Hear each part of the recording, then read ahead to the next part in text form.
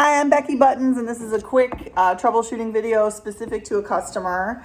So what happened on your machine is that someone took this die off and repositioned it with these little positioning rods sticking out the back. So that's bad.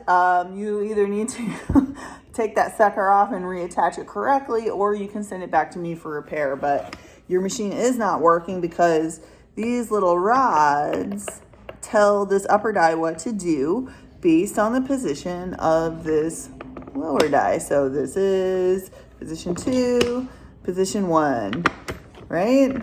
So it's not gonna do what it's supposed to do if this guy doesn't move, and it definitely won't move if these pins are not correctly in the right spot. That's the problem. You're welcome to send your machine back if you need to. Thanks.